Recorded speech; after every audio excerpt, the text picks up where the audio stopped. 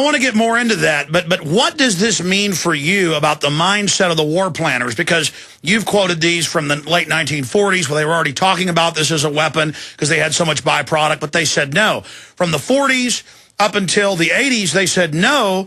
You know, they'd let the troops be in Agent Orange. They'd let the troops take guinea pig vaccines. They'd even have the Project Shad and spray chemical and biologicals on the troops, you know, treating them like guinea pigs. But then there was this change. It was just, I mean, that sounds like something Satan would do.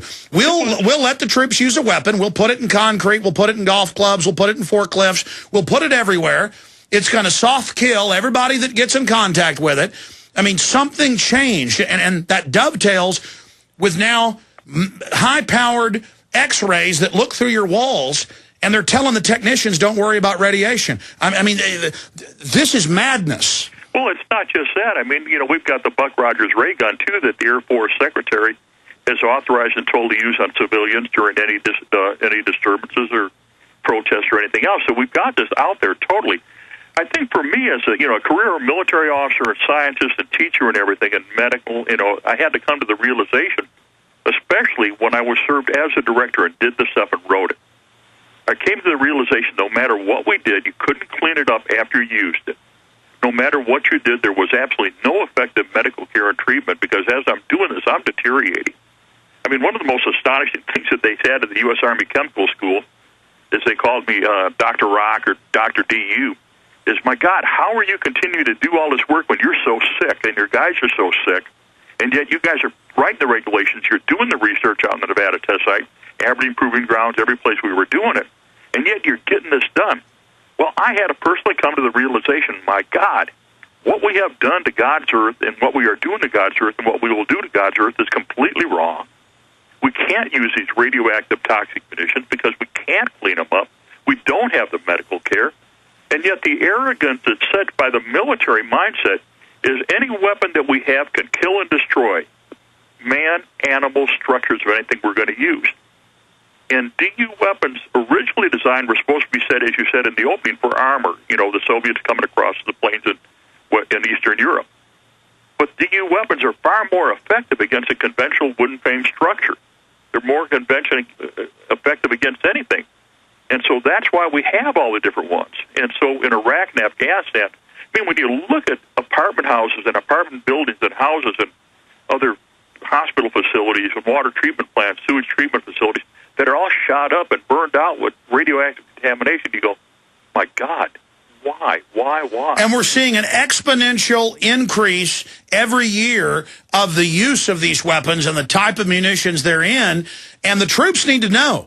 You use DU weapons, and you move into areas, because unlike a lead round or a steel round, and Doc, you can explain this, DU has such a high mass that when it hits, it goes through softer things, but once it hits a hard surface, it literally ignites. Correct, sir? Well, first, let's get this clear. The DU round is on fire the minute it leaves the muzzle of the weapon. Okay, it's on fire immediately, so it's shedding. Uranium rounds have an extremely high density, but they're very soft. So they shatter, they break up a lot. So we see 60 to 70% of it breaking up in mass, extremely fine. So the troops are literally firing toxic waste radiation guns. I mean, you talk about Buck Rogers, Martian's land, and they're firing radiation blocks. I mean, literally just, Darth Vader stormtroopers wouldn't be that stupid. I mean, they're literally firing radiation guns. That's correct. And see, that when I did the work at the Nevada test site in Mercury, Nevada, that's what I learned, what I found out. I mean, we're out there shooting everything. I was shooting up 4x4 chunks of wood. It was incredible. I was shooting up sand dunes. We're shooting up armor, shooting up everything. And what we learned and what we saw scared me. It scared us. And we had to do this to confirm and write, as you said, the Army regulations that govern how it's handled, how it's cleaned up, what you do, what are the medical requirements. And then it was totally ignored. And again, it comes down to it. We have a mindset in our nation now. We're attacking and destroying nations all over. We're killing and maiming and shooting everybody. And they've never attacked us. They've never done anything to us. And then we contaminate the air, water, and soil around them, make their food unusable. I mean, in the commentary... But our own stormtroopers, I interrupted you. I want you to continue there, but go back to, you fire a .50 caliber rifle, let's just pick that weapon. Right. With a DU round, what happens? Well, take, for example, we had the U.S. Marines shot a 50 caliber DU round at the beginning of Iraqi freedom, and they destroyed an Abrams tank. Took everybody out inside of it and destroyed the tank. It was that simple. They destroyed an Abrams tank with a 50 caliber DU round. It got everybody inside, wounded, ill, sick, just a nightmare. And it continues on. What I hear day in and day out from people that are being deployed have come back. They've gone into areas where DU has been used, or they're using it. They were not provided the training. They were not given the medical care. They're not given the procedures. It's 40 hours of training. They're given a death sentence. I mean, it's a death sentence. Correct, it is, but it's a death sentence, not only for our military, and you bring it on back to the families, because the contamination has absolutely been brought back to the States and cross-contaminated within the military bases and off base. I personally want to confirm that personally by doing it for the Army. And then you get the spouses sick. I've had spouses that have sat right here at my table, 3 feet from where I am right now. They got cross-contaminated once the contamination came back with the same medical problems that I have. Absolutely identical. Because it only takes a little bit. The little bit, we're talking about nano amounts, amounts so small that you can't even see it. Because, see, the particulates, when this stuff is used, we're looking at extremely fine, smaller, less than a tenth of a micron. So there's no filtering that'll clean it up or take care of it or anything. Stay there, Doc. We got to come back. This is amazing. Dr. Doug Rokke is our guest, Dr. DU.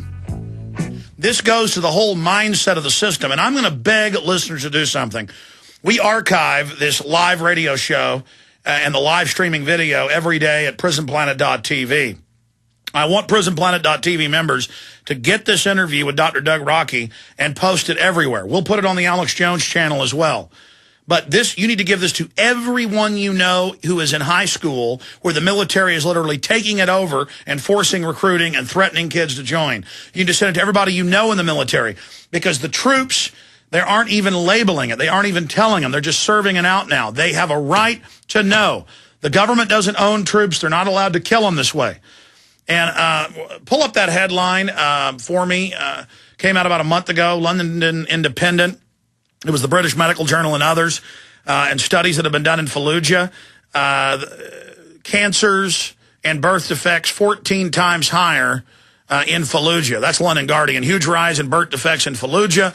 Iraq, former battle zone, sees abnormal clusters of infant tumors and deformities. Yeah, that's from a year ago. This one's about a month ago. It's a new major study. 14 times. Cancers increased 14 times in Fallujah. That should pull it up. But they know this. This is crimes against humanity that are off the chart. This is, from the studies I've seen, Doc, higher ratios than Hiroshima and Nagasaki. Why is DU so deadly? Well, because of the incredible amount of quantities. We used 370 tons of solid radioactive materials during Desert Storm. And then, so we did, that's Desert Storm, Gulf War I. That's just in a few weeks, all right? And then in 93 and 94, we used another 35 tons in the Balkans, all right? And I wrote the procedures for that. We used it in Somalia. And as we're getting ready for the Somalia, we wrote and got out in October of 1993 what's called, that's the primary medical directive for providing medical care to anybody exposed to DU. And that required medical care being provided, the radio bioassay done within 24 hours of exposure. Within 24 hours of exposure, not weeks, months, years later. Because what we do know, and when we wrote the medical procedures and all this other stuff, is if you wait for 30 days after you're exposed to DU and do a radio bioassay, that's your analysis, what you will find with all the tests the military uses, either VA and the Army, they use the same lab, the same bad guys, it'll only be 1/1000th what's actually in the body. So so they deliberately delay the testing so that there is no medical evidence of it. And then what's there, they say, well, this is dietary. Well, this is not dietary. If it's never been in the diet, it's never going to be in the diet. And so we have a total nightmare. We have just a mindset of, well, these are extraordinarily effective weapons against all known targets. So we're going to use them. We're not going to give the troops the training. We're not going to give them the regulations that are enforced. And what's real interesting, today, the general that signed the Army regulation, that signed the original orders, going back to 1993 and then in 2002, is now the Secretary of the U.S. Department of Veteran Affairs, General Eric Shinseki. my attempts to talk to him and his staff and get them to acknowledge and do what's required, and for him to even confirm that they need to comply with what he wrote, he signed as a mandatory directive, even though I wrote it, meets with total failure. All right, I've got to apologize. For some reason, my mind failed me. It's not 14 times an increase in cancers and birth defects. It's 15 times. London Guardian, London Independent, AP. So it's 15 times. Sorry, folks. It's worse than I said. Toxic legacy of U.S. assault in Fallujah, worse than Hiroshima. The shocking rates of infant mortality and cancer in Iraqi city raise new questions about battle. No, they know. I mean, the doctors are telling them it's the DU. They knew this. I mean, it's like Satan runs our government. Yeah, because you have to understand, what we're doing is about killing, destroying, and seizing property, terrain, and resources. And so anything that's effectively to do that, you're going to do it. And that's where I had to make the ethical and moral decision. What do I have to do? I tried within the system for years and years and years to get it done, to get it taken care of, to get compliance with the regulations, get the medical care, and it failed. Totally failed. Well, I'll tell you this. America has got a lot of good people in it, but we make jokes about Iraq and, parking lot, turn them into a parking lot, glass parking lot, and people are so disconnected from reality. Of course the banks have stolen $28 trillion, according to Bloomberg. Of course they're setting up mobile X-ray vans that are going to end up killing the operators and the people they're hitting with them. Of course, it's the sky's the limit, doctor. If they get away with this and people make jokes about the dead and dying Iraqi children, like the one on screen, then, what's going to happen to us? The same thing. What does this say about what they think about the troops? They don't care about the troops, but that's most effective. One of the things that scared me, and this all happened here in the last few weeks, medical care for the Department of Veterans Affairs is completely broken. The Department of Veterans Affairs totally acknowledges from Desert Storm there's 300,000 needing medical care. They thoroughly acknowledge over 500,000 from Vietnam. With the new rules, they're going to add another 250,000.